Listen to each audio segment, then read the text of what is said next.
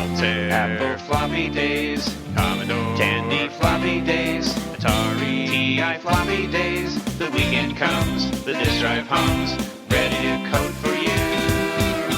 These days we're all happy and free. Those floppy days, the games we played, you shared with me. Those days, Motorola, Intel 6502, graphics and text are there to view. Composite, color, or RGB, program fun for you and me. Floppy Days is recorded in a live studio.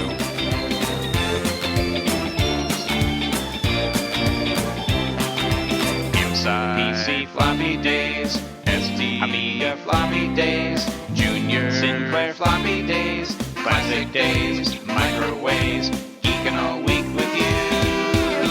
These days we're all happy and free. Those floppy days, the games we play, you shared with me. Those days, these floppy days are yours and mine. These floppy days are yours and mine. Floppy days. The TRS-80 Model 3. Introducing the Apple IIc. Atari 1040 ST. Commodore 64. PC Junior, new from IBM. Discover Atari. At his Radio Shack Color Computer 3, Introducing the Timex Sinclair 1000. For computer, this is the one. Texas Instruments home computer. a wonder computer of the 1980s, the Commodore VIC-20. Hello and welcome to episode 130 of the Floppy Days Podcast for September of 2023. I'm your host, Randy Kindig, and I'll be bringing you this podcast as the beautiful fall weather and foliage descends on central Indiana. I love the podcast and I love the computer shows that start popping up in the fall, which you'll hear more about on this show. I feel like I've been extremely lucky lately in being able to get interviews with some outstanding contributors to the early home computer era of the late 70s and early 80s. As you know, I've had interviews recently published with Paul Terrell, who jump-started the early Apple computer with his purchase of their first 50 Apple I's. Those interviews will continue as Paul and I continue to talk. Additionally, I also recently was able to talk with one of the most prolific, impactful authors of electronic books and kits on the planet, Mr. Forrest Mims III. I would be surprised if just about every listener of this podcast hasn't heard of Forrest and wasn't impacted in some positive manner by his terrific tutorials on electronics. In this episode, Forrest and I talk about his early involvement with the creation of MITS and the Altair, how he got into publishing numerous books for Radio Shack, and much, much more. Forrest is still extremely busy and involved with the scientific community today and was happy to share his story. Almost as happy as we are to have been able to talk with him. Before we talk with Forrest, I will give a short rundown of what I've been up to and new acquisitions, and that's where the computer show discussion comes in. Now for a short bit of housekeeping. I am really grateful to the sponsors of this show. They helped me acquire many of the modern upgrades I so love to talk about on this podcast. 8bitclassics.com, run by my friend Corey Colts, is a great place to get vintage computer items. He has a lot of different things there. Take a look at his site. Corey's been a friend of the show for some time, and I really appreciate his support of the podcast. Also, arcadeshopper.com, run by my friend Greg McGill, is another terrific site to get vintage computer items. He has a wide variety of hard-to-find items for a large number of platforms. In this episode, I actually will talk about a couple of things that I've gotten both from 8-Bit Classics and from Arcade Shopper. And again, I appreciate their sponsorship of the show. I also wanted to mention those listeners who appreciate the show enough to donate through patreon.com. And I want to particularly call out Quentin Barnes, Scott Lewis, Richard Carlson, and Simon McCullough for their contributions. And there are several other people who are contributing as well. I really appreciate all of you, and it does help offset the cost of running the podcast. Okay, let's get on with the show. My name is Forrest Mims. I've written many electronics and scientific books and articles, and I co-founded MITS. I also wrote the first manual for the Altair 8800 computer. You're listening to the Floppy Days Podcast. Okay, now I'm going to talk about new acquisitions and what I've been up to. The first thing I wanted to talk about was a acquisition of a new computer and all the things that go with it. And it leads into the next topic, which will be VCF Midwest. And I wanted to talk about them in that order. So, I've still been acquiring computers, but only if I have room for them in my new exhibit area. One of the things that I wanted to get, once I discovered it was significantly different than the ZX Spectrum, is the Timex Sinclair 2068. I do plan to talk about that machine at some point, and so I wanted to acquire one of them to have it to talk about. And so I contacted someone, actually was able to get into the Timex Sinclair 2068 community, of which there is one, and found someone in that group who had a boxed 2068 that they were willing to sell me for a good price. So I got that machine from them. And of course, there are modern upgrades available for the Timex Sinclair 2068. Now, as I hinted at before, this machine is not compatible, or not fully compatible at least, with the ZX Spectrum. And actually, there were a lot of improvements that they made to this machine over the original ZX Spectrum 48K. And as a result, it's not particularly compatible. So there are some upgrades. There is something called the Twister HDMI board that allows you to run the ZX Spectrum ROM and gives the Timex Sinclair 2068, gives it the same interface as the ZX Spectrum so that you can use ZX Spectrum upgrades on it. And so I got one of those. There, another thing associated with that board is it has the ability to take the RGB output of the 2068 and give you HDMI output with the right connector.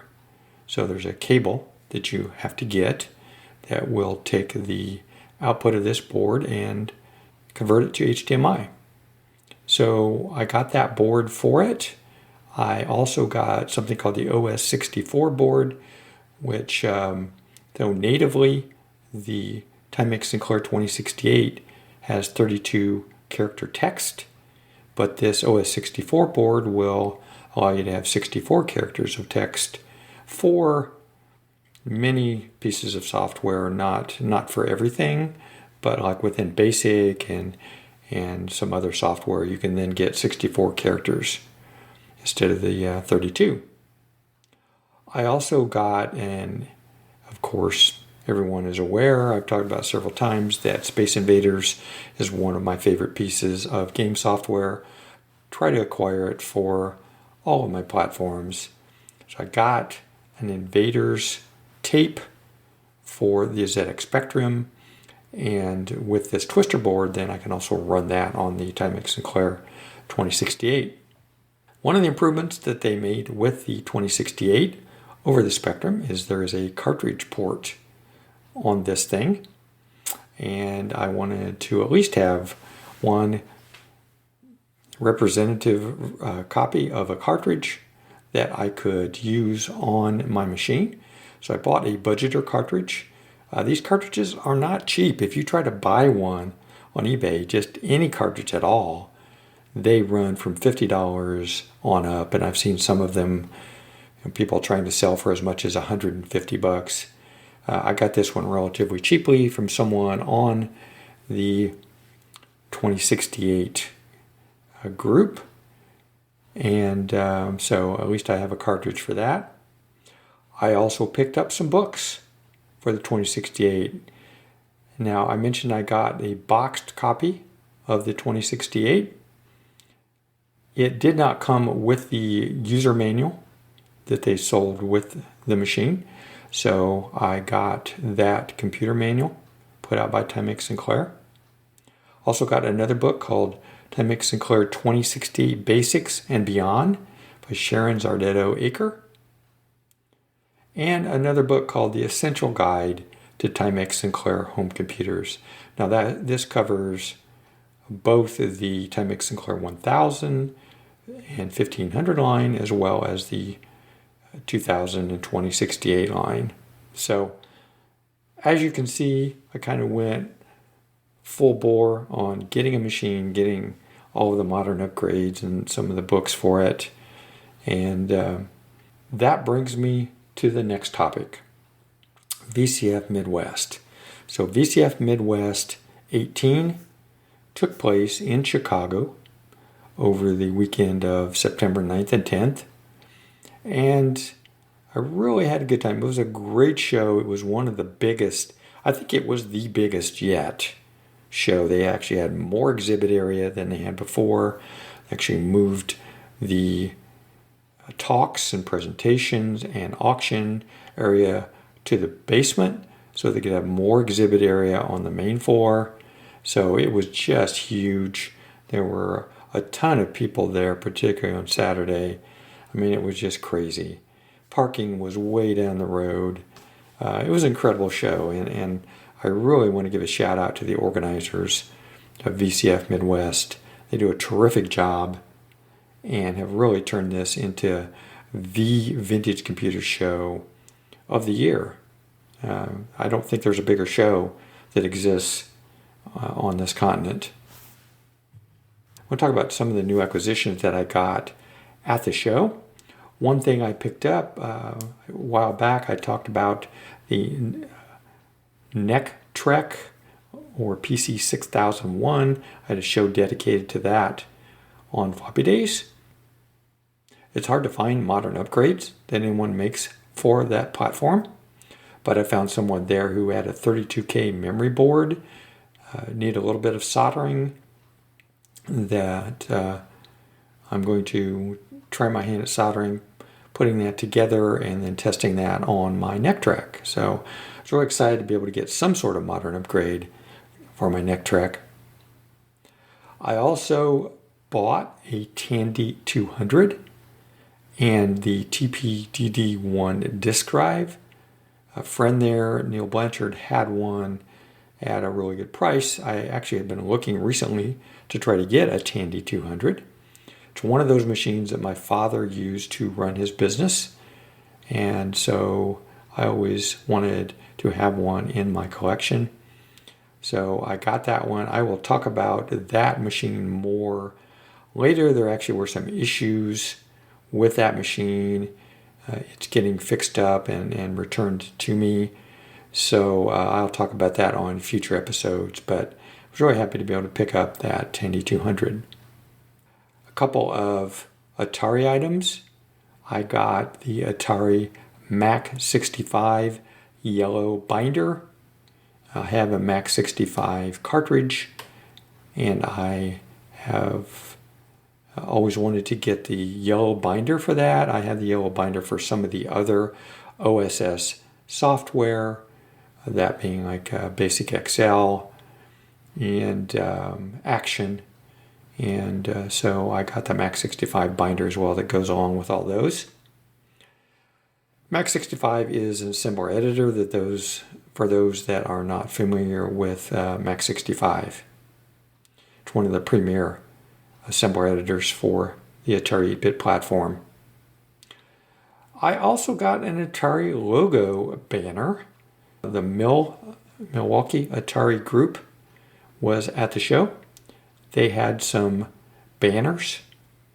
These are full-size banners for your table that were given to the military group by Atari back in the 1982-83 time frame, and they were selling those banners. So I had to pick one of those up. It's got the Atari logo on it. It says Atari, copyright 1982.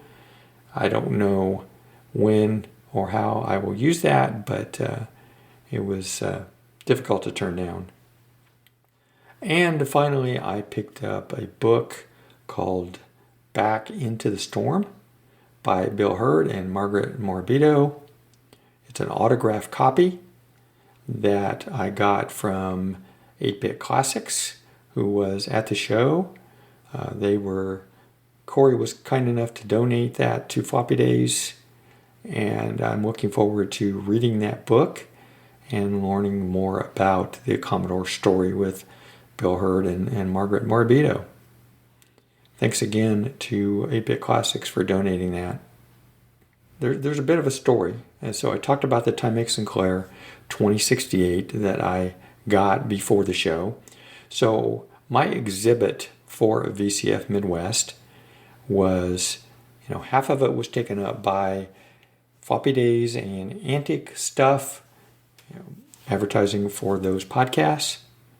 And the other half of my exhibit was displaying a couple of computers. And because I had gotten recently the Timex Sinclair 2068, I took it, as well as my Timex Sinclair 1000, to the show. And it was actually the first opportunity I had to set up my 2068 and actually show that it worked and use the modern upgrades on it. So I took all of that, hooked it up, everything worked great, and I thought it made a nice display. I did run into a problem, however, while I was at lunch. It turned out that for whatever reason, the power supply that came with the 2068 surged and appears to have damaged the 2068. Now, I understand there was a surge that occurred at the show. I don't know whether the vintage power supply caused damage to my 2068 or whether the electrical surge that occurred at the show that I heard from exhibitors around me.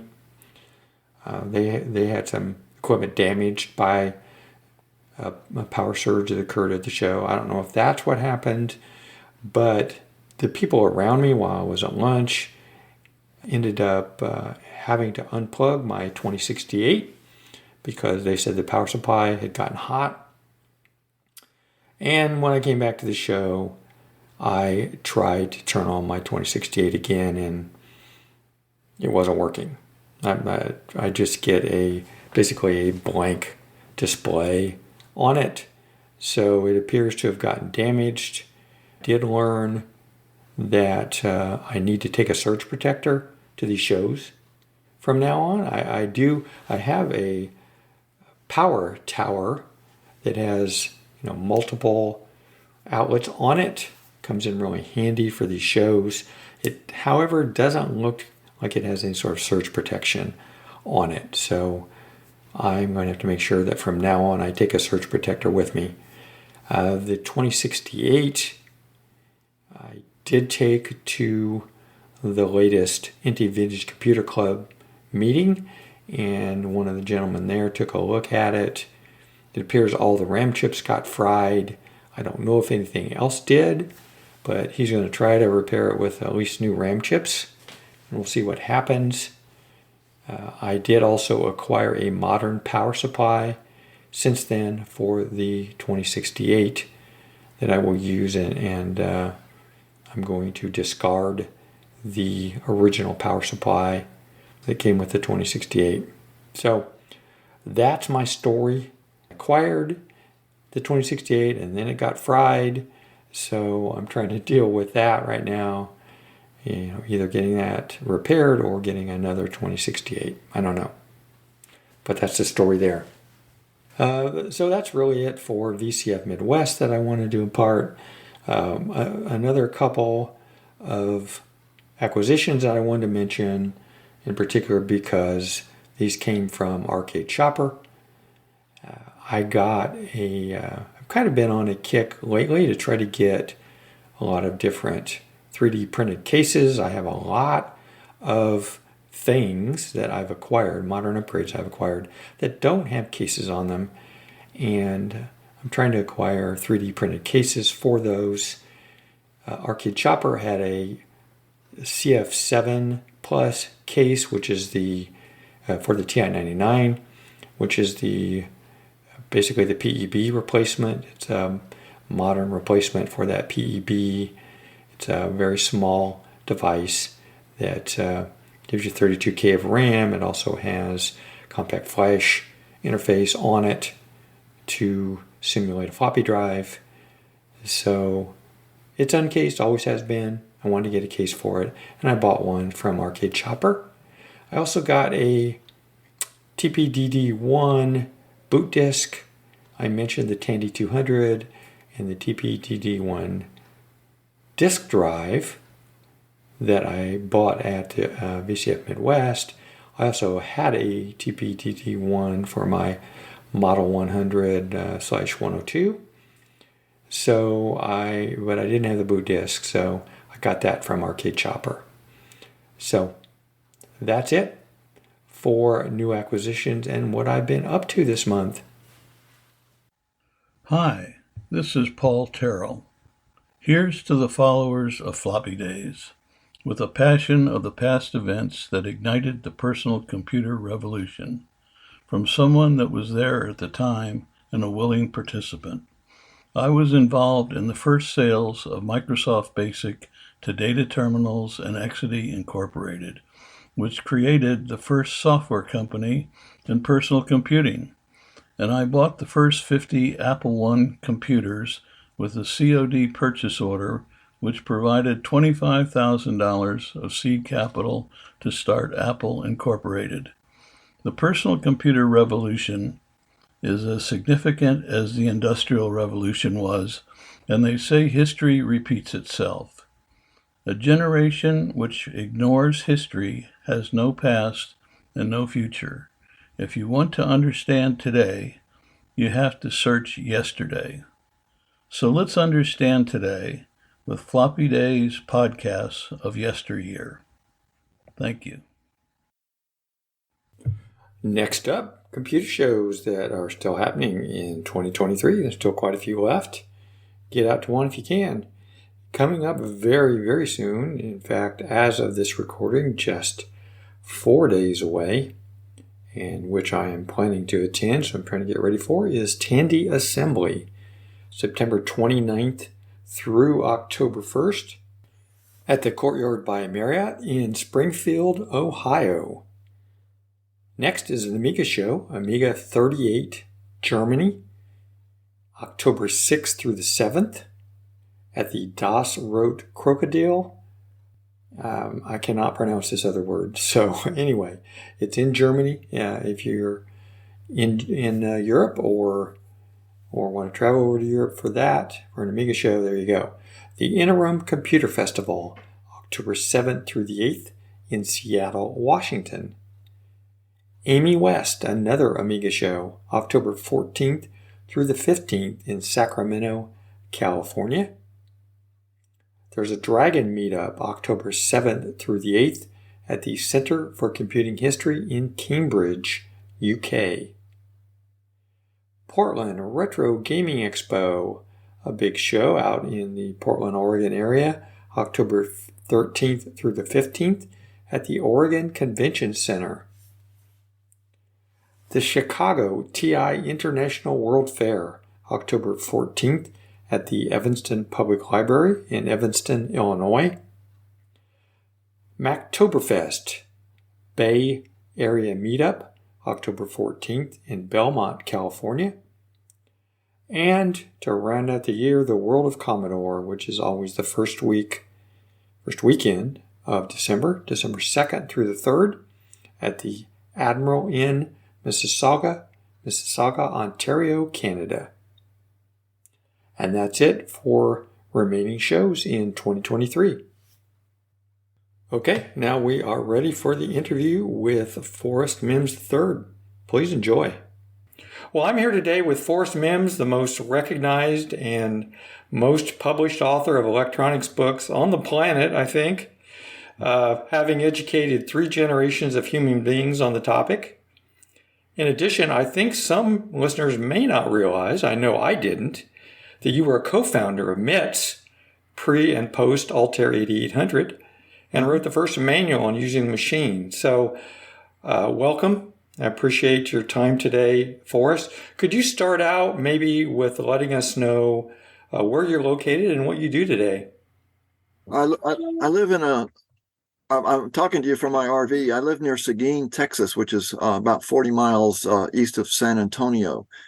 And I'm still writing. I'm still doing electronics, and I'm presently working under a NASA contract to measure the altitude of water vapor and aerosols from that historic volcano eruption called Hunga Tonga on 15th of January 2022. So that's what my main project is now. Well, that is awesome. So you're staying extremely busy these days. I'm busy. So let's begin with your long, distinguished career by talking about how you got involved with electronics and computers in your youth, if we could. Sure.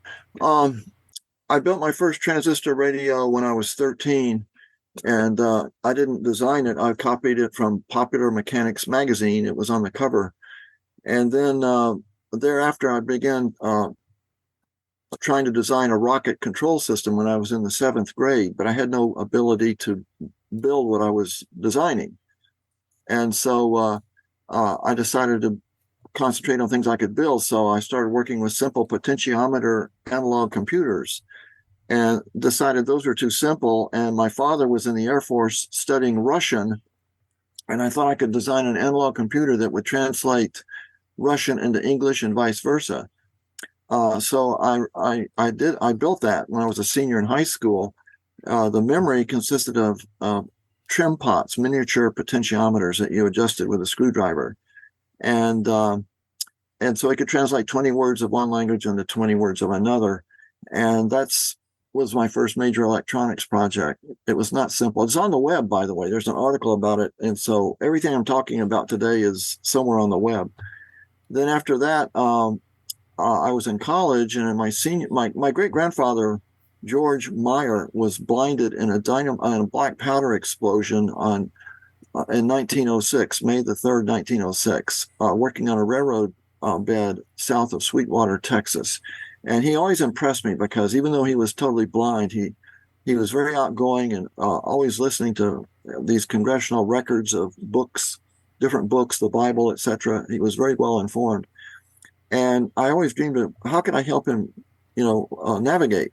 When I was 12 years old, we were walking down a country road together, and he was using his cane, and he was counting the telephone poles along the road. How do you do that? I hear them, is what he said. And I always wondered about that. So anyway, when I was a senior in college, I read about the invention of a new kind of light-emitting diode. And that diode, this is one right here, they cost $365. They were made by Texas Instruments. They emitted a very powerful beam of near infrared at 940 nanometers. And I decided I could make an aid for the blind with one of these.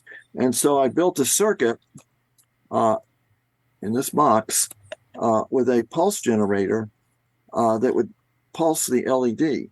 And then it also had a hearing aid amplifier. And you plug in a silicon solar cell up here, and you could use this like a radar device, and you could hear the tone from the LED as it's reflected from different objects. And this attracted a lot of attention. Then at college, and then I built a much better one, which I have right here. Put everything into a single box, and so the LED is up here in the top, and then the hearing aid amplifier is in the center of this, and then the silicon solar cell is behind this grid here. This could pick up objects up to 12 feet away. And I began testing it with blind kids and blind people. I hitchhiked to the Texas Medical Association's annual convention in Austin. Back during A&M days, I hitchhiked to Dallas to get these LEDs.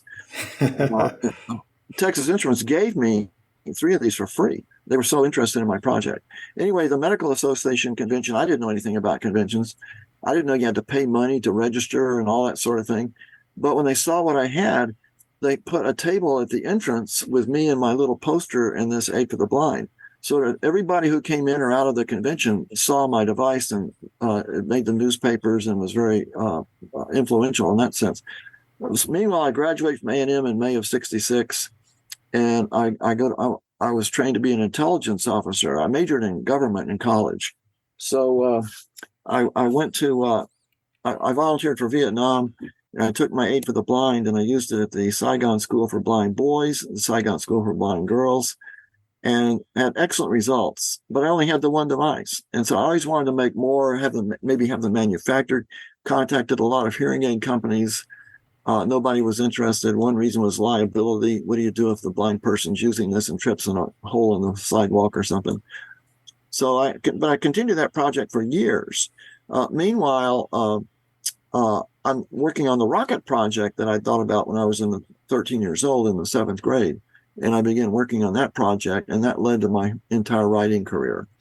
You want to hear that story? Sure, absolutely. Yeah. Well, I was watching these rockets in Vietnam on my days off. I got in big trouble for that. I was watching them from the Phu Tho racetrack, an abandoned racetrack, and that's where the Viet Cong had once attacked Saigon. And little boys were helping me recover these rockets. And these were rockets with a guidance mechanism in the nose cone. And but one day, a Army gunship showed up, apparently thinking I was a Viet Cong, an enemy.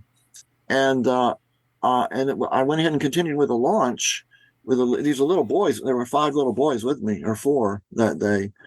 The gunship just rose. It landed at the far end of the racetrack. It flew up in the sky and went right toward us at high speed, and then stopped right in front of us. And the guy was pointing his M60 machine gun right at me. And anyway, they eventually left when they realized these were just little kids. And I was waving my T-shirt at them, trying to get them to realize that we're not enemies. So I decided to start launching at night. That way there wouldn't be no problem with that. So I lived in this small apartment near Tan Son Nhut Air Base. And so I went up and set up all my equipment, my camera and everything. I launched the rocket with the guidance thing in the nose. And all of a sudden there were spotlights all over the place from the military, from the Air Force Base. And I thought, they're going to find that rocket. I'm going to be in big trouble, because I put my name in a map to get back to my house on the side of the rocket. So I ran down, put all my stuff under my bed to hide it, ran onto the street, and here comes a Jeep with 4 military police, heavily armed. And I thought, I've had it. And the guy yells at me, "Get back to your barracks. The base is under rocket attack." So I realized they thought my rocket was, made a really bright flame trail. So they thought I was attacking the base. Or not me, but, Yeah. So anyway, I'm telling that story because it leads to MITS. And I was assigned to the Air Force Weapons Laboratory. That's where I met my wife, Minnie. She was a secretary there. And I was continuing these rocket projects, and I was launching at night because you can record the movements of the rocket from the flame trail very easily, the bright flame trail. In the daytime, clouds in the sky, it kind of interferes with the smoke trail. So I needed a way to recover these rockets. So I remembered my Aid for the Blind used a pulse generator that was designed for ham radio operators. It's a code practice oscillator board. I bought this for $2.95 at a radio store in Bryan, Texas. And this is what I modified for the Aid for the Blind to pulse the LED and generate the flashes of light. So I thought, well, wait a minute, this will also work with the rocket project. So I built this.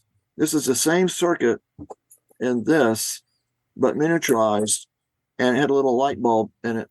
And this fit in the nose of the rocket and make bright flashes. So I could track those when it went up. And then also when it came down, I could find the rocket very quickly because of the flashing light laying on the ground, or when it came. Sometimes I could actually catch the parachute when it was coming down. Anyway, this is what led to MITS. I wrote an article for Model Rocketry magazine about how to make one of these. And that became a very popular article. So I showed it to my friend at MITS, at the Air Force Weapons Lab, Ed Roberts, and we've been talking about starting a company to sell miniature electronic devices and stuff. So Ed agreed at that magazine article. That's the start. So in September of 1969, we met in Ed's kitchen with Stan Cagle and Bob Zeller, 2 other guys that we knew. And we decided to start a company to build these devices. And what we did was we had a second meeting in Ed's house, and we decided what are we going to call the company? And I thought, well, MIT is the university is where the best model rocket work research is going on. So I said, if we could have MIT in the title, that would be perfect. And then I said, micro instrumentation and telemetry. And then Stan, and that didn't sound right. And Stan said, MITS, micro instrumentation and telemetry systems, MITS, MITS. And I loved it. And Stan liked it. And Ed said, that won't work. People are just they're going to call us MITS. They're not going to call us MITS. Right. They call MIT MIT. They'll call us MITS. Well, in 2 weeks, we were calling ourselves MITS. Yeah. That's the name of the company. And our first product, I've got tons of stuff here from my new memoir about how we organized MITS, all the products we made. My wife typed up all the manuals. Ed's wife took the orders. But we didn't really do that well. We sold a few hundred of these rocket telemetry devices, and that was cool. But it wasn't paying the bills. And I wanted to become a freelance writer. So by then I left the Air Force after 4 years, started working at the Albuquerque airport parking lot to make some money, $1.60 an hour. And I took the night shift so I could write my first books and all that. So I did that for a year. Then after that, meanwhile, Ed stayed with MITS and I wrote all their operating manuals. We're still buddies, even though I left the company. One night, it was like September 1974. I've quit the parking lot. I'm making enough money and selling my books and articles to become a writer. Ed calls me on the phone. He says, "Can you come by the office? I got to show you something." So I got on my bicycle, and it was dark. Rode over to MITS, parked my bike inside like I always did, and went into the main assembly room there. And Ed was there with Bill Yates. That's not Gates, but Yates, Yates. Bill Yates was another weapons lab guy. He was designing Ed's printed circuit board. So he said, "What do you think of it?" And I said, "What do you think of what?" And they showed me this big blue box sitting on the shelf behind him. I said, "Well, what do you think it is?" And I said, "I have no idea. What is it?" He said, "It's a mini computer." And I said, "Well, that's fantastic. He's going to be on the cover of Popular Electronics in the January issue of 1975. How many do you think will sell?" And I said, "Well, based on what we sold before, I'd say maybe a few hundred." And Ed looked so sad. I didn't realize he was going bankrupt. The company was going bankrupt. Yeah. So I felt pretty sad about that later on. Anyway, after it hit the cover of Popular Electronics, they sold 5,000 Altairs. The computer they showed me was the first Altair. Couldn't keep up with demand, what I hear. Oh, they couldn't. When they a guy was walking through Harvard Square, and he stopped at the bookstore where he always stopped, and he was looking over the magazines. He saw that the January issue of Popular Electronics. This was just before Christmas. And he said, "I got to have that." So he bought it. He raced over to his best friend's dorm room. And this guy wasn't going to Harvard. He was going to another school. And his best friend was at Harvard just a few blocks away. And his best friend was named Bill Gates. And the guy who bought the magazine was named Paul Allen. And they said they were talking with each other. We got to start a company to make BASIC for this computer. And so they called Ed. And Paul was a year older than Bill, but they thought that Bill could talk better than him over the phone. So Bill Gates talked to Ed over the phone and said, we're going to develop BASIC for the Altair. Are you interested? And Ed said, everybody claims they can do BASIC for the Altair, but until somebody actually shows me, I'm not going to believe them. But if you can do it, and come see me. So they started stealing computer time from MIT and Harvard and developed BASIC in under 60 days or less. And then they call Ed. He says, "Well, bring it on out." So Paul took the fly. Ed was Bill's still going to school full time. So Paul gets on the airplane, flies to Albuquerque, and on the way he realized he doesn't have what's called a bootstrap loader to interface the program with the computer. He wrote that on the airplane going to Albuquerque. He gets to Albuquerque and he's met by this big old guy driving a pickup truck wearing ranch type clothing, and that's Ed Roberts. He was expecting somebody in a suit, an executive or something. Anyway, he said he's got to spend the night, but he doesn't have any money. That's Paul. And so Ed loaned him his credit card to spend a night in a motel. Next morning, Ed picks him up at the motel, drives him to MITS, and Basic ran the first time they tried. 1 + 1 = 1. And that was the beginning of what became Microsoft. That fall, Bill Gates dropped out of school, moved to Albuquerque to be with Paul Allen, and they started this little company called Micro-Soft. Then he named it just Microsoft, one word. And that's how it all got started. So, what was your involvement with MITS at that time when this when they started Altair was taking off? When they started selling, getting orders for hundreds and eventually thousands of Altairs, Ed gives me a call. We're best friends. He gives me a call. Forrest, I need you to come over right away. I need a manual for our new computer. And you weren't a partner at that point in time, right? It had already been bought out. Okay. No, I was a freelance writer. And so I went over to the MITS and I said, I don't know anything about assembly language or he says, I will teach you. So Ed spent a whole day with me and working on that. So then then he had to go back to work. I mean, he couldn't babysit me the whole time. So I then got some books on assembly language and so on and learned as much as I could. And I had to crank out this manual really fast. And I think I did it in less than 2 weeks. And that was the Altair's first manual. And I mean, you're credited with creating one of the very first books about personal computers with that book. Obviously there was a brand new industry. There weren't very many personal computers at the time.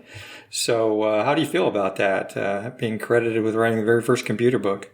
Well, it wasn't. There were a lot of computer books. There weren't any about, hobby computers at that time. Right. That's what I mean. Yeah. Oh, yeah. I never really personal computers. Yeah, I didn't think much about it. I wrote several computer books, though. I did one for Radio Shack that sold almost 200,000 copies, and back then I didn't realize that. I thought all books sold hundreds of thousands of copies. I didn't realize hardly anybody sold that many.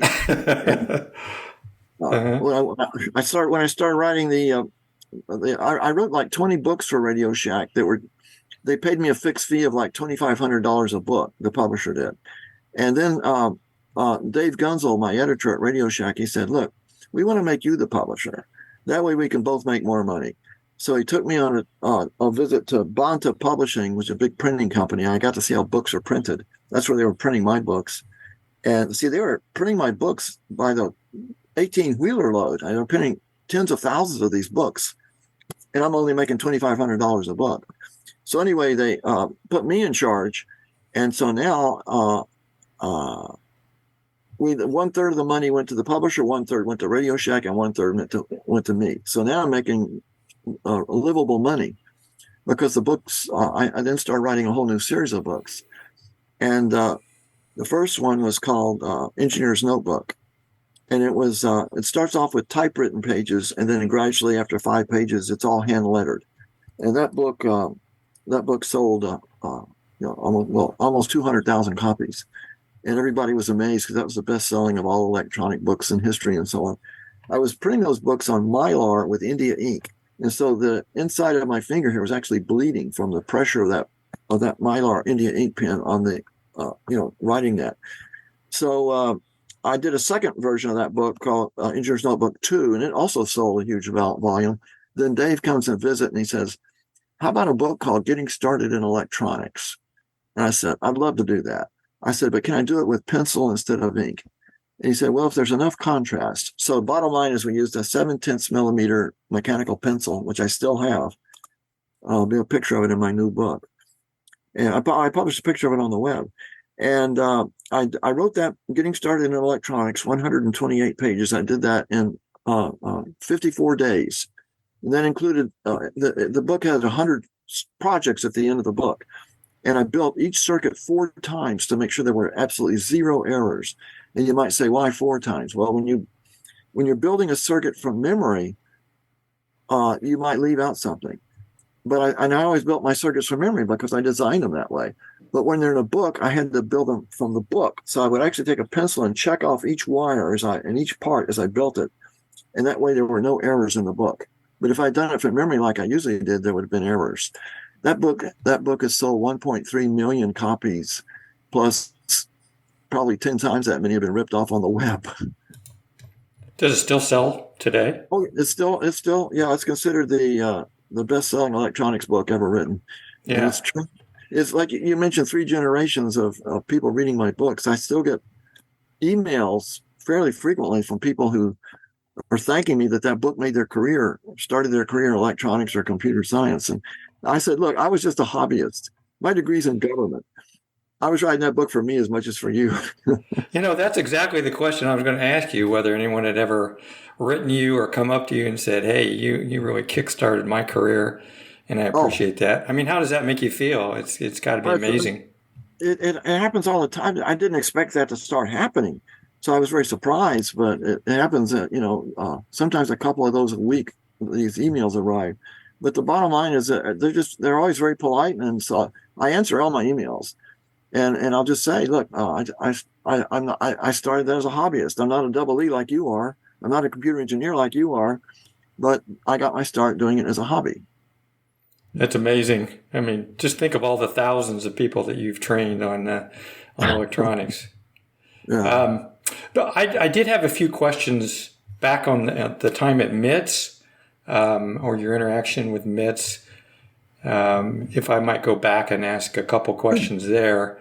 So you told the Microsoft story. Did you have any, when you were writing the book about the Altair, did you have any direct interaction with Microsoft or with Bill and Paul? No, strictly with Ed. Okay. So one day Ed said, I want you to meet this. We wrote that book before they were working for the company. Before they involved. Okay. Yeah. Well, Paul was beginning to get involved. Bill didn't show up until that fall. Mm-hmm. Okay. Do you have any interesting or funny stories during your time with MITS? Well, I got 2. Number one, I know it was very well known that Bill Gates and Ed Roberts engaged in shouting matches. I mean, really big shouting matches. And one day, Ed called me to come over and he said he wanted me to meet this new programmer that he'd hired. That was in the fall of '75. So I got on my bicycle, went over to MITS. So we're sitting there talking. He said, come here, I want you to meet this guy. So he went down the hall to this a larger office than what Ed had. And Ed opens the door, and there's a guy at the blackboard, and there's 3 guys laying on the floor. And the guy at the blackboard's talking to them. And that's the one he wants me to meet. And so Ed kind of clears his throat to let him know, look, I'm here. The guy at the blackboard just completely ignored us. That was Bill Gates. And then so Ed finally slams the door, walks away, and says, he is the biggest punk I've ever known. He just happens to be very smart. And they had fights all the time. Now, as time went by, after MITS was sold and Bill Gates and Paul Allen are making tons of money, and Ed's kind of jealous about that, of course. But they renewed their relationship on a friendly basis. And when Ed is in the hospital dying, literally on his last day or 2, guess who shows up at the hospital? Bill Gates, unannounced. Yeah. Ed's oldest son, David, was there. And David's just as bright as Ed. He can also fly a plane like Ed. He's a medical doctor like Ed. And no announcement. Bill Gates just shows up. And he and Paul wrote a real tribute to Ed after Ed died. Ed was a pretty amazing guy when you consider everything that he did. And, later he got completely out of the computer industry, became a doctor and pretty incredible guy. Yep. Yeah. At the weapons lab, he told me his goals in life. He wanted to earn $1 million. He wanted to have a farm in Georgia, and he wanted to have a medical degree. And I thought to myself, yeah, sure. He did all that and much more. Yeah. Yeah. No kidding. So when was it that you left MITS and why did you leave? I left in toward the end of 1970, after a year. And it was driving me crazy work-wise because I wasn't, any money I made, I put back in MITS. Like I sold a magazine article and I gave it to MITS. Meanwhile, I've gotten out of the Air Force in June of 70. And I want to become a freelance writer because my first magazine article, which started MITS, showed that I could be a writer. So that's why I left. There were no hard feelings or anything like that. I just wanted to make my own career. Okay. So at the time that the Altair came out, what was your impressions of it? Did you think it would be so successful and end up being, the historical icon that it ended up being? But when he started selling them by the thousand, yes, I did.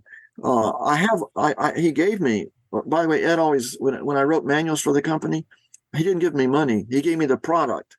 So if I'm writing, I wrote the 816 and 1440 calculator manuals. So I had an 816 calculator and a 1440, which I built as I wrote the manual.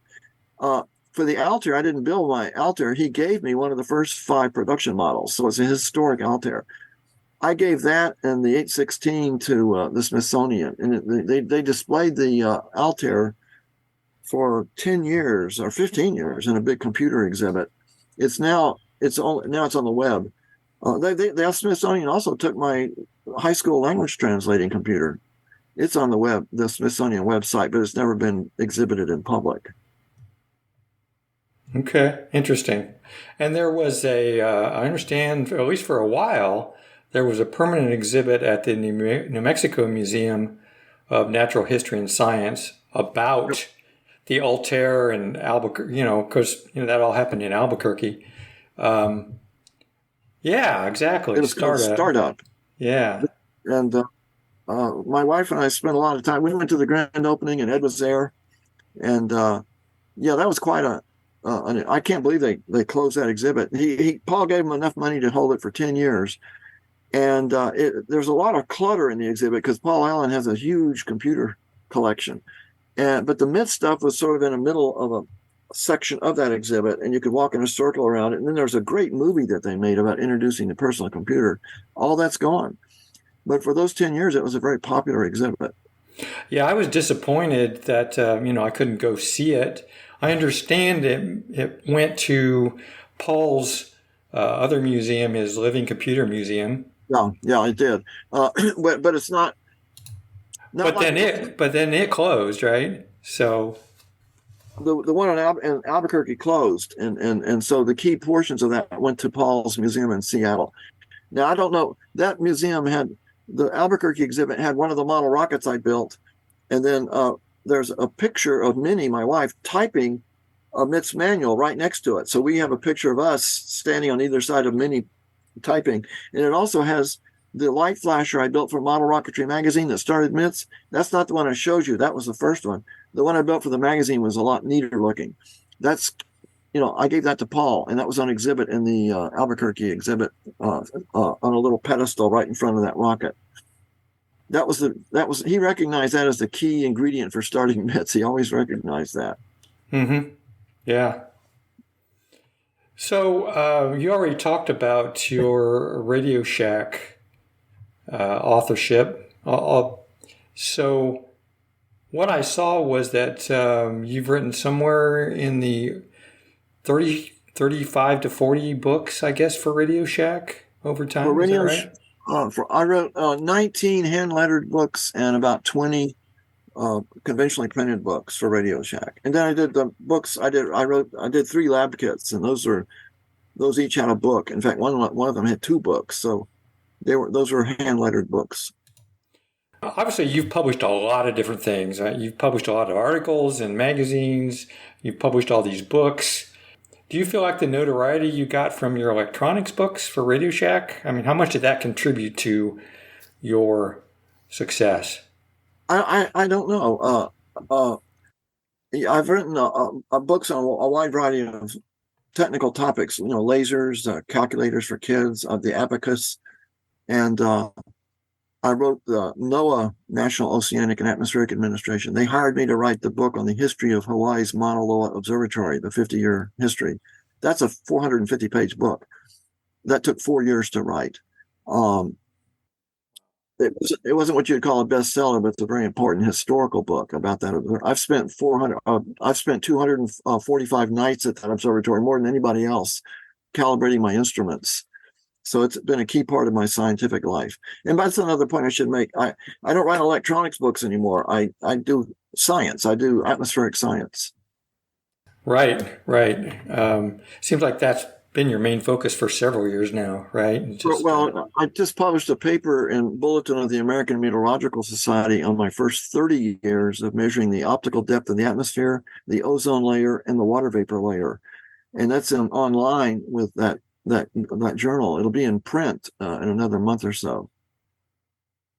And I've finished 32 and a half years of that, and I'll continue doing that. And I built a series of instruments called twilight photometers that measure the altitude of all the stuff that I'm studying. There's 6 of those inside this box here. And you set this up at night before sunset. There's data loggers in here. And then they look straight up at the zenith sky, straight overhead. And I can measure the altitude up to 200 kilometers I can measure meteor smoke. Right now we have a lot of Sahara dust from Africa. Last night it was between 6 and 7 kilometers high above us. I measure water vapor from that Tonga volcano at 30 kilometers. Last night it was at like 25 kilometers. Is that the work you're doing for NASA? Yes. Awesome. Yeah, they've hired me. I've got those instruments are down here on the floor. This is my homemade instruments, but I now have much, much better instruments using NASA's funding to pay for them. Wow. Back to your relationship with Radio Shack. How did you feel about Radio Shack basically going bankrupt several years ago? Well, I think one way I felt about it was I'd predicted it, because I kept telling them that you're emphasizing cell phones so heavily. Just wait a few years, you're going to be able to buy a cell phone at a gas station. And that's, of course, what happened. And then, of course, Walmart began selling all kinds of basic electrical parts that Radio Shack used to have the total market. And so those things really hurt them. So the company would be alive today had it adjusted its product line and had it begun an education initiative that I was proposing to the lower level people. They all loved it. You walk in a Radio Shack store and here's a kiosk and it's got books for doing science fair projects and poster boards and parts and pieces and all that. And then we would have contests, Radio Shack science fair contests. They ignored that. The bosses did. The lower level bosses, they loved the idea, but the higher ups didn't. That's why they went bankrupt. It seems like they got away from their roots. Oh, did they? Yeah. I'm curious, when you wrote all these books for Radio Shack, and obviously they had a line of computers for, a long time. Did you ever own a Radio Shack computer? Oh, yeah. I had 2 TRS-80s and okay. I had the Model 100 and several other computers. Oh, yeah. They gave them to me. Oh, okay. Was that part of your payment, or that it's just they gave it to you to help you write the books? Is that? I wasn't writing the books with computers. They just gave them to me. Oh, awesome. Well, that's a nice perk. Yeah. You still own any of those? Yeah, I still have the TRS-80s. Yeah. Oh, okay. So Radio Shack still does exist today. Obviously, it's a shell of what it was, and it's basically all. I mean, there are a few stores, but it's basically all online. Do you still have any sort of relationship with them today? Getting started in electronics, which I wrote for Radio Shack, they're still selling that. In fact, initially they sold quite a few of them. That's essentially my main relationship. I probably should try to cultivate that, but I've been too busy doing the science. I haven't even given it much thought. So you've written, countless computer and electronics books, articles, and so on. Which ones stand out for you and which you are particularly proud of?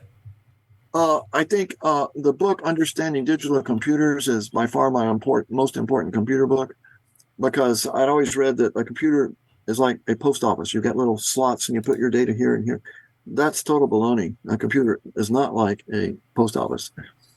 And so I wanted to build one. So I wrote this book, Understanding Digital Computers, at Radio Shack's permission.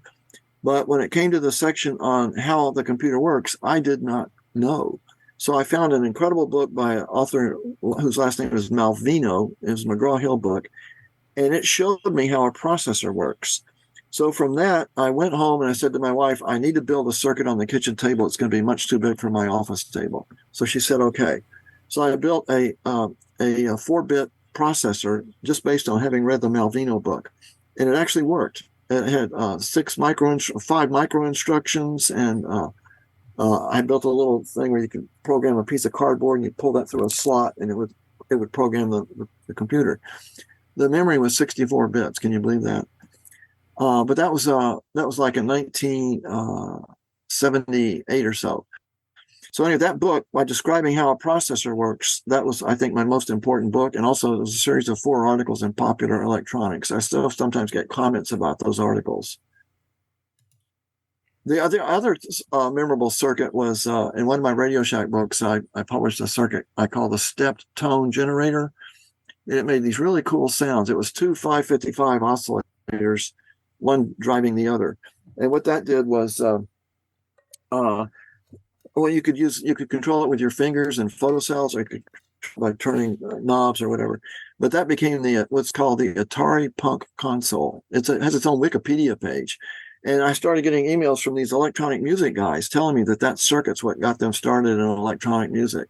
So they even had me give a talk at the Moog synthesizer talk in Asheville, North Carolina. So I gave a talk there, and all these guys out in the audience had been reading my books about how to build things like that. So that was quite a surprise. Did you have any other of your works that you wanted to mention before we moved on? Can I just show you a few items? Yeah, absolutely. That'd be perfect. One of my big goals with the Aid for the Blind was putting it on eyeglasses. Oh, neat. That's what happened. Yeah. It took forever. It not won an industrial research award, and that was a huge development. And then how I got really started in electronics. Are you aware that I was writing for Scientific American magazine and what happened? I did see your write-up about that. The key question, they invited me to New York, and I had this meeting with the editor, and he was real friendly and just loved all my stuff. But then he detected that I might have a problem when he said, "What other magazines have you written for?" So I said, "Well, I've written for Texas Parks and Wildlife, Popular Photography, Christian magazines." When I said Christian magazines, boom, his face just transformed, and I mean, he just looked really angry. "What have you written for Christian magazines?" And I said, "Well, I've written articles on how to take church kids on long distance bicycle trips, and this particular trip was 1,000 miles long, and I wrote 3 or 4 articles about it." And I thought he would think that's cool. No, he didn't think that was cool. He said, "Wait here while I go to lunch." So then he go get the staff ready for taking you to lunch. So he goes out of his office, and later I found out that he went to Tim Appenzeller's office. He was the associate editor, and we rushed in and says, red alert, Mims is a creationist," because he asked me if I believed in Darwinian evolution, and I said no, neither does Stephen Jay Gould, which is true. Anyway, I didn't know Appenzeller, but he knew me because when he was raised in Albuquerque and was a member of a rocket club that I started at the Albuquerque Academy when he was 11 years old. And I didn't know him, but he remembered me from that. So he was always very supportive at Scientific American. The bottom line is, I told my wife, we went through that battle with Scientific American for 6 months. I was on over 100 radio interviews, National Press Club in Washington, and television, and it made it was in the New York Times, the Wall Street Journal, the Washington Post, and everybody was supporting me except Scientific American. So I told my wife, when this is all rolling to an end, I said, "I'm going to take off 1 year just to prove that I can do science, even though I don't buy evolution, and even though I'm a Christian." And I said, "Just 1 year," and she didn't say yes or no. She just knew I was going to do it. So what I did was I built the instruments that I would say. Scientific American did publish 3 of my columns, by the way, and so I used the instruments that I was designing for Scientific American to do science. And that's how I began my 32.5-year atmospheric measurement program. And so I've got them right here with me. For example, I built a symphotometer. Still using it today. This instrument right here. I showed this to Scientific American, the editor, and he said, when I opened it up, he said, "Did you actually build that?" And I said, "Yes, I did." He said, "Well, that's amazing." So he liked what I was doing. He wrote lots of nice things about me, but he couldn't handle the evolution thing. And so I began using this on February the 4th of 1990, and I haven't stopped using it. And so it's measured the aerosol optical thickness, in other words, the haze, and the total water vapor for all those years. And that data is now in the Bulletin of the American Meteorological Society, the first 30 years. And then I also built an ozone instrument. And this is going to be in Scientific American. I had not built this when I lost the position there, but there's the instrument, the amplifiers down here at the bottom. And then these are, there's gallium phosphide photodiodes in these two cylinders. And then there's optical filters, ultraviolet filters that were getting donated to me by this a company that was building them for the Smithsonian. So this instrument had the potential of being very accurate. So I started comparing its measurements with the ozone measurements by the Nimbus 7 satellite that NASA had, which had a total ozone mapping spectrometer, TOMS. I call my thing TOPS, Total Ozone Portable Spectrometer. And the NASA guys were very friendly. They sent me their data and all that, because back in those days, there was not a web. It's hard to get data. Well, anyway, starting in the data with this agreed perfectly with the satellite. But starting in late 1991, I built this in 1990, started using it on the 5th of February, 1990. I started seeing a departure in the data where my data were showing higher levels of ozone than the NASA instrument. So I called the guys up and told them that. And they said, well, they're always friendly to me. Well, Forrest, your instrument, is really, it's not quite a toy. It's kind of cool. But our satellite program has got dozens of scientists, tens of millions of dollars. And, you need to realize that. And I said, well, I built two instruments. They're both showing the same error. And that kind of took them back a little bit. And make a long story short, I was right. And and what happened was this. I kept pursuing this, and I said, we need to write a paper about this. And they at first agreed to co-author the paper because I was finding an error of several percent in the satellite data. That's not good. You want an error no more than 1%. So meanwhile, I won a Rolex award. Rolex knew about the instrument. They didn't know about the error in the satellite. And they sent a film crew to make a documentary about me winning this award. Well, that's on the web. You can see that on the web. And the producer of that film, of that documentary, he had a sound guy and a light guy, and that was in him. They came to my house the night before, and I told them that NASA was going to send me a fax the next day if I'd found a legitimate error in the satellite. And they said, oh, that's interesting. Maybe that'll arrive while we're there. So I took them back to their hotel. Next morning, I picked them up, and we're driving over to my place. And when we get to the house or my little office, I wasn't using my RV. I was using a 120-year-old farmhouse that's that away. And we all opened the door, and there was a curled up fax laying on my desk. I said, oh, it looks like NASA sent me the fax. So I went over to pick it up. The producer shouted at me, don't touch that fax. I said, why not? He said, in my 20 years of making documentaries for Rolex and the Nobel Prize Awards, every time, I've never seen any signs. It's all reenacted. It's all faked. And if you found an error in that satellite, I want to get that live. So I said, okay. So I had to sit there for, almost 10 minutes while they got the lights ready and the sound and did all their testing. Finally, they're all ready. And the producer says, okay, go outside and then come back inside and walk over to your desk. And so I did all that. And then he says, you may read your fax. And he does like this. You may read your fax with a big smile on his face. I didn't know what the fax was going to say. The fax said I was right, that there was an error in the satellite. And so the producer was all excited about that. Meanwhile, NASA calls me on the phone and to talk about it. And then in the conversation, and then the producer says, can I talk to him? So the scientist was Rich McPeters. I said, Rich, can I let you talk to this Rolex film guy? He said, sure. So that part of that interview is in the Rolex video. This whole thing is in the Rolex video. That's funny. Finding the error. Yeah. So your equipment was more accurate than these multi-million-dollar satellites. Exactly. And then that attracted the attention of the Solar Light Company, and we developed a microprocessor version of my instrument. And then this was so successful that I sold out to the Solar Light Company, and they developed this, which is a fantastically sophisticated instrument. You open up the door here, and you've got 5 little tubes that lead down to 5 different detectors. So 3 for ozone, and 1 for water vapor, and 1 for optical depth. This one is this one over here. This is the first one.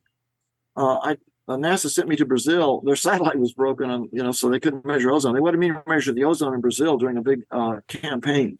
So I was able to take this to Brazil in 1997, and I've used it continuously. It's been calibrated at the Mauna Loa Observatory every year since 1997 until 2018, and I haven't been back because the volcano has blocked the lava flow blocked the access road. Nobody can go there now. But as soon as that road is fixed, I got to get back to Hawaii to continue my calibrations. That's amazing. So you get to travel a lot for the work that you do, it sounds like. Well, I'm not really a whole lot. It's the trips to Hawaii. Everybody thinks it's a vacation. They have no idea what it's like on that mountain. 11,400 feet, and you're sleeping there at night, and eating very primitive food. I was there for 64 days and nights in 2016. NOAA hired me to calibrate the world standard ozone instrument, and that took 64 days. But I came down every 3 days to get a shower and buy groceries. You weren't there to participate in luau's or anything like that. You were there to do some real work. No way. Oh, nice. I imagine you've won a lot of awards over the years. Really, I got that Industrial Research Award for building the aid for the blind on eyeglasses, and then the Rolex Award. That's the only awards I've ever received. So some of the books get little awards, but not a big deal. So I was going to ask you about that aid for the blind. Did your grandfather ever get to know about that, or he was in his, when I knew him as a kid, he was in his late 70s, and he passed away before I built that. Several years before I built that. But that's too bad. He's still an inspiration. Was the closing section of my new memoir. My new memoir is called Maverick Scientist. I'm always getting in trouble with my science, and it talks about I wanted to find the place where he was blinded. And we had his memoir and my grandmother's memoir, and it gave us some clues. It was 15 miles south of Sweetwater, Texas, on this railroad bed. So using Google Earth, I found a likely place where I just disappeared my picture. How do I get back to you here? Whatever. I found a likely place, and so using Google Earth, there was a ridge line crossing over the railroad track. And it had a big notch in it. And that had to be where where the explosion took place. So I called the owner of that little railroad company. They only have one train, and it only does one thing. It goes down to a cement plant, picks up the cement, and brings it back up to Sweetwater, where it connects with the major railroads. And I asked the gentleman for permission to hike along the railroad tracks to where I think my great-grandfather was blinded. He says, I think I have a better idea. Rather than you hiking, why don't I take you on my train? And I almost fell out of my chair. And make a long story short, he took me and my cousin Don Mims to that site. And while I was flying a drone over the site and to get an aerial perspective, and my cousin Don was up on the ridge line, he comes back and he's holding a crushed metal canister, a keg, about this big. And on the bottom it said 25 pounds DuPont black powder. And so there was a bunch of those kegs up there. So that's where my great-grandfather was blinded for sure. When we got back home, we were looking at the aerial photographs from the drone, and guess what? There was a big rock circle directly adjacent to the tracks that we didn't see when we were there because of the vegetation. So the train guy took us out on a second trip, and that was the camp where they lived for 5 months while they were working on the railroad track. So that story concludes the book. Neat story. Can we try to get your video back here real quick? Yeah, I see. Did you accidentally hit stop video? There you are. I must have. My mouse did that. Yeah. Did you lose that in your when I told the story? Yeah. Oh. You weren't showing anything, right? No. Okay. We're okay. It was only a couple minutes of no video. Well, except looking at me. So let's talk about that memoir a little bit. So you're working on creating a new memoir that's going to be published soon? The memoir is completed, and they're working on the layout right now. It's going to have 40 or 50 photographs, and it will be published by Thanksgiving. Nice. Okay. So maybe we can touch bases again after it's published and I'd love to talk about that a little more. That's awesome. So is it about your entire career, or what? Can you give us a quick overview of it? It's the memoir is called Adventures of a Maverick Scientist, and it's about my entire career is doing science since when I was 13 years old. Mm-hmm. And it's not a family memoir. My family's mentioned because they've participated in my science, but it doesn't talk about vacations and high school graduation. It talks about my kids' science fair projects, and they won all kinds of awards. My youngest daughter is famous because she's the first person to discover living microbes and bacteria in biomass smoke. In other words, agricultural smoke, and she discovered that accidentally while looking for something else, and that became a scientific paper in Atmospheric Science, the journal, and it was accepted in only 21 days. I mean, when papers go through peer review, they usually takes a couple of months, but that paper was the fastest of any paper that I was her co-author. She was the principal author. I just converted her science fair project, into a fancier paper. So that became a field of science. It's now called pyroaerobiology. Pyro meaning fire. Pyroaerobiology, and that was named by a professor at the University of Utah who discovered Sarah's discovery, and she's now doing a big research program based on that. And they've got students getting degrees based on my daughter's discovery. Wow, that's got to be. I'm sure you're very proud of your daughter, and all the kids. They've all done great science projects. My son built an optical fiber seismometer and detected 2 underground nuclear tests in Nevada where they were going off. And he ended up winning the most awards ever at the San Antonio Bexar County Regional Science Fair. And then our oldest daughter, she did some really cool projects. One of which was detecting. She was doing a science project in 1989 when there was a major activity on the sun, and she detected 12 X-class solar X-ray flares using a Geiger counter, and that became a chapter in a book. So not that she wrote, but somebody wrote and used her material. So all these incredible. Kids, they've all done some really cool science. That's in the book. It's a chapter called Mims Family Science. So you probably have grandkids as well, and we have three grandkids. Mm-hmm. And are they have any predilection in the science or electronic? No, they don't. But they're interested. So I'll be working with them on. We're taking them on a vacation to White Sands, New Mexico later this year if all goes well, and I'm going to interest them in some. We're going to do some projects out there. Nice. Yeah, that'll be fun. So I'm interested in knowing, so some of the people that you were involved with back in the Altair days, do you still maintain contact with them? I know Paul Allen's not around anymore. Obviously, Ed Roberts isn't around any longer. Do you ever have in contact with Bill Gates or any of the other? I never had any contact with Bill Gates. No. Only Paul Allen. And Bob Zaller is one of the original 4 partners. And when Ed died, we went to his funeral in Georgia, and we drove him. He flew in, so my wife and I drove him to the funeral and then back to where he was staying. We also saw Bob at the startup exhibit also. So, but that's the only real contact we've had. And Ed went to startup. He didn't want to go at first, but he went, and we had a great time with him there. Paul gave him a stretch limo to get to and from the museum exhibit from his hotel. And then so the opening of startup was 3 days. And on one of those days, Paul was giving various talks and all that. And Ed says, he talks to me and says, "I don't want anything to do with that. Where do you want to go in the stretch limo?" And I said, "Let's go to Sandia Mountain."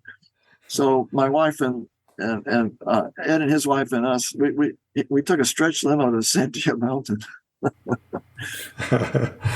Cool. So Ed wasn't really about being in the spotlight. It doesn't sound like. Not really. There was a lawsuit between MITS and Microsoft about the license to use the software, and so that created some bad feelings between Ed and especially Bill Gates. But eventually, they got over that. I think they should have shared more with Ed as they developed. And in fact, Paul Allen did and offered to help him with his hospital work. I was standing there when he made the offer. So I'm curious, in all these gadgets that you've built over the years, as well as any computers that you might have collected along the way, do you have a warehouse somewhere, or what? Do you still own a lot of those things, or? I don't have a warehouse, but it's like a bunch of junk. I have it stored in a big outdoor garage. And my son wants some of these items. Well, in fact, some of them are his items that he had. Did you ever hear of the Atom computer? Oh yeah, the Coleco Atom. Yeah, he had an Atom when he was in high school. He programmed it to print out a strip chart using his computer, using his seismometer. So he would have that thing going day and night, click, click, click, real loud clicking noises. I don't know see how he slept. And so in the morning, he'd have a chart showing all these perturbations where there were earthquakes around the world, or big trucks driving across a bridge a mile from here, that type of thing. Sounds like he got a lot of good use out of that computer. Oh, yes. Do you have any? So you said you still had a couple of Tandy machines, right? Yeah. Model 100. Do you have a Model 1 and Model 3? I have the Model 100, which is that portable, the first portable. Yeah. No, I wrote a book. I wrote my first memoir on that Model 100. Oh, you actually wrote the book on that machine. Wow. The first, the new memoir is written on a laptop, a modern. Sure. The first memoir was written in 1985 using a Model 100. Mm-hmm. The first, cool. Here's what the first memoir. This doesn't show you the dust cover. It's called Siliconnections. And some of coming of age in the electronic era. So some of these stories are in the new book also. So does that book cover a different segment of your career, or what's the difference between them? The cutoff date is 1984. Okay. And so it covers it covers MITS in great detail, much more detail than my new memoir. My new memoir summarizes some of this book. This book is interesting because one of the editors at Radio Shack, his name was Harry Helms. We became very close friends. And I got Harry a job at McGraw-Hill. And Harry was a jokester. And he even did comic routines at this New York comedy club. But he was a technical writer. Anyway, when I was writing this book, Siliconnections, I called Harry and I said, "What do you think? What do you think I should ask for him in advance?" He said $50,000. I said, "Okay." And so I then made appointments with two agents in New York and also McGraw-Hill, which was considering the proposal. The two agents both told they were very friendly, very nice. I've never had a book agent. They're nice. One was a woman, one was a man, but they both said nobody's going to give you $50,000 for a book this year at this time. So I said, "Okay, thank you very much." And then I went to the meeting at McGraw-Hill. And so it's the vice president of the company is in charge, and there's like two or three guys on each side of this long table, and I'm at the end, and the vice president is at the other end. So they really love the book. They love the proposal. They love the Smith story and all that. And so finally the vice president says, "How much do you want for an advance?" And I just said, $50,000. And they all look kind of, what in the heck, who does he think he is? Type of looks on their faces. And there's a long pause, and the vice president then looks at the table and looks up at me and says, "You've got it, $50,000. So then they all congratulate me and all that.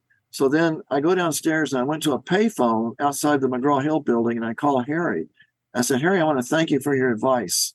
One advice. We say, you told me to ask for 50,000, and McGraw-Hill just gave me $50,000 advance. Forrest, I was only joking. That's a true story. That's in the new memoir. Nice. Well, we can't wait for your new memoir to come out. It should be an interesting book. I definitely will get a copy of it. Forrest, I don't think I had anything else I wanted to ask today. That covers everything that I had on my list here. Anything that I should have asked or that you would like to say to the listeners? I'm just going to show you one of the lab kits I did for radio. Oh, yeah, cool. Yes. This is called the Sun and Sky Station. And you take this off here, and it's got 4 sunlight detectors. They're all LEDs. I discovered that light-emitting diodes make great photodiodes. They also detect light at the same color that they emit. And so you take this device here, and now you have what's called a sun photometer. And you point this so that sunlight entering this hole lights up this little X down here. And it means that all 4 diodes are looking directly at the sun, and you can measure the optical depth of the atmosphere and the total. You put this away, and now you're just measuring the full sky light at those wavelengths. So photosynthetic radiation is in the green and in the red and in the blue. So you're measuring that with these devices here. Then you can select whichever one with the selectors. This was sold at Radio Shack for $29.95.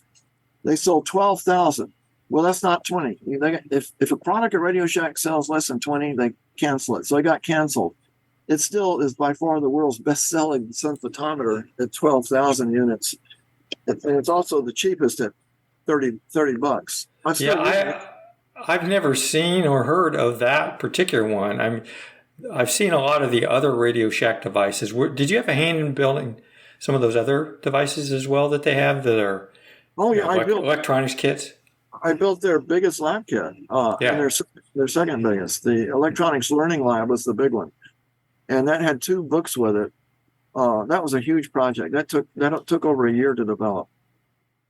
Yeah, I've got a couple of those, but I've never seen or heard about that one. That's pretty cool. So, what year was that came out? It's 80. This is over 20. It's 25 years ago. Okay. This is 25 years old. So it was in the 90s? Yeah. Late, yeah. Okay. Right before they went out of business. Right. Okay. Well, anything you want to say to the listeners before I let you go here? If you want to be a scientist, just do some science. That's the concluding words of my book, my new memoir. And I encourage people to do that. And also I encourage people to realize that times are changing very rapidly. For example, artificial intelligence could have done this entire interview and faked me just by a few seconds of my words and a bunch of your video here. You can have me saying anything that you want me to say, even if it's completely false and untrue. So keep in mind that some of the technological advances that are happening are potentially very dangerous, and do your part to keep everybody honest. And do your part to do some science, contribute to what's going on. Don't fall for theories that are unproved, like unfortunately, global warming has become almost a religion. Study the science yourself. Total water vapor over my site has declined slightly over 32 and a half years. It was exactly flat, the trend, it was exactly flat in my paper in Bulletin of the American Meteorological Society. If water vapor is not increasing, temperature is not increasing. So instead of global warming, what we really have is regional warming, and it's a very significant force, but it doesn't cover the entire planet. So just do some science on your own and make up your own mind about different things, and you'll be a whole lot happier and better off. And if you have kids, encourage them to do a science project every year. All right. Well, thank you for that. I really appreciate that. Okay. And I really appreciate your time today. I know you're a very busy guy, and really appreciate you spending some time with me and with the listeners. And I enjoyed it. I'll let you know when this gets published if you want to listen to it. And hopefully we'll get a chance to talk with you again, particularly after your memoir comes out. Sounds good. I'll post it on Facebook when you come out with this. Perfect. Thank you so much, Forrest. I'll catch you later. Enjoy the rest of your day. Take care. All right. Bye now. Bye. All right, that's it for the podcast this month. I hope you enjoyed the interview with Forrest Mims. And I really want to give special thanks to Forrest for taking his time out of his busy schedule to talk with us and tell us his story. And I just thought it was fantastic. I provided links in the show notes for all the great websites we discussed during this podcast. Go to floppydays.com for the full list. I always enjoy feedback for the show. You can do that at Apple's Podcast or on the website, via email at floppydays@gmail.com, via Twitter at floppydays, on Mastodon at floppydays@oldbytes.space, on Facebook at facebook.com/groups/floppydays, or on the Discord server, which link is at floppydays.com. Besides the website and Apple Podcasts, Floppy Days is available for streaming at TuneIn, Google Podcasts, Amazon Music, and Spotify. Until the next show, pull out a vintage computer and compute as if it were yesterday. Bye.